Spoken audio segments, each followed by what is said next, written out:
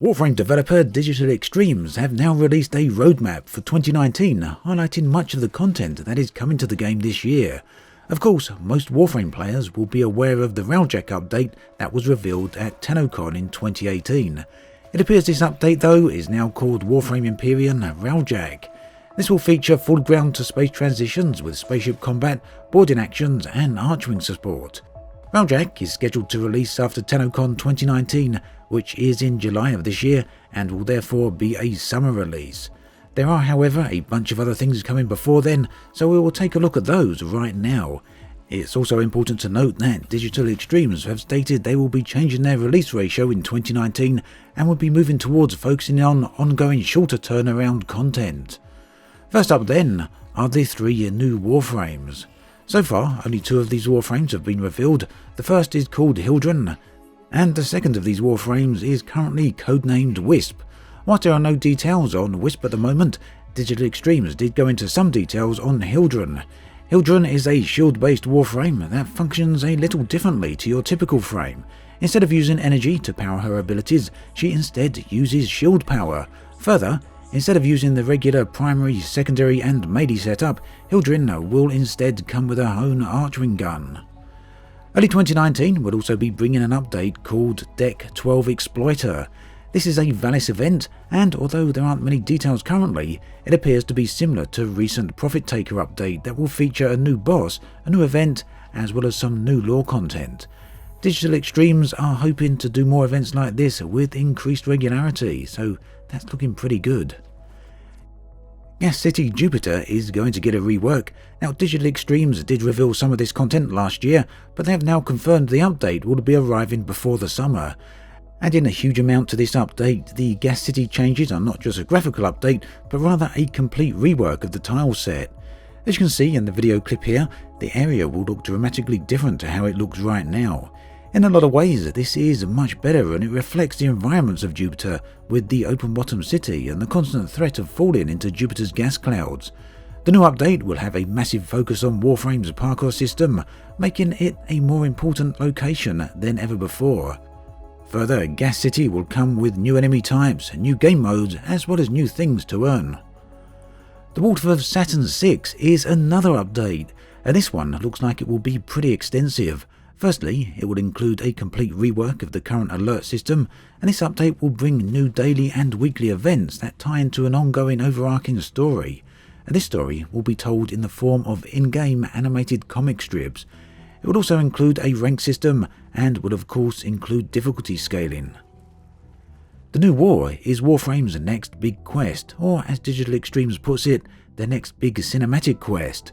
Originally revealed during TennoCon 2018, this is currently in active development, and the developers have just begun work on the mocap aspect of the update. Like all of the content so far mentioned, with the exception of Railjack, the new war should be released before this year's TennoCon.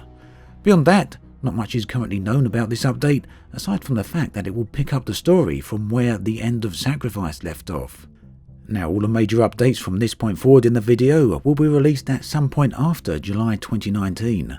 First up is Warframe Empyrean Railjack. Now, I touched on this at the beginning of the video, and whilst it was mostly revealed at TennoCon 2018, the 2019 roadmap does highlight a few new details. The Railjack demo took place above Venus, but the ultimate aim here is to include all areas in the solar system, therefore unifying not only all of Warframe's various game systems, but also all of its locations. Railjack will have a slightly different take on the modding and will allow for less stacking of attributes. This is being done in an attempt to better balance Railjack's damage system. Further, all faction ships will have new artwork, which will include a new fighter class ship. You can see some of the concepts for these on the screen right now. Railjack then is likely the most anticipated of all the 2019 updates, however it is far from the final one of the year. Plains of Duviri is scheduled for an autumn of 2019 release, and there is virtually nothing known about this, aside from an image right here. It's also known that the update will include a brand new, never before seen tile set, as well as a brand new race. So that's the major updates for Warframe in 2019. However, development doesn't end with all of this, as there are a number of areas that the game will be revisited on and reworked. Firstly, at some point in 2019, Warframe will be dropping support for DirectX 9 and 32-bit Windows. Melee combat is going to be reworked, so-called Melee 3.0. It will be deployed in different parts throughout the year, and this will enable Digital Extremes to rework each weapon type. They're also keen to roll out this update in segments, as it will allow them to better react to feedback.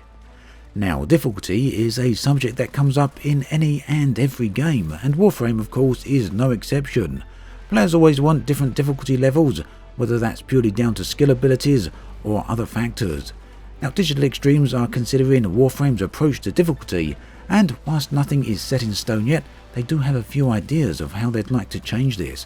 One of these potential ideas is the ability to allow players to select different difficulty settings before entering a specific node. Digital Extremes also wants to take a look at the new player experience as the game continues to become increasingly complex. Also, the Archwing is going to be redesigned and reworked with a Railjack update to make it better function with the new content. The Archwing Glaive is also on the way. Additionally, there will be some trade improvements, including a new UI system that will allow players to easily search for the items that they want to trade. There's also been some talk of crossplay, and whilst Digital Extremes doubt full crossplay across all platforms will ever happen, they would like the ability to trade items across platforms. So there we have it, a nice, very clear and concise roadmap for the content coming in 2019. It's nice to see Warframe continuing to make huge improvements. It's a wonderful game, so looking forward to all of these updates.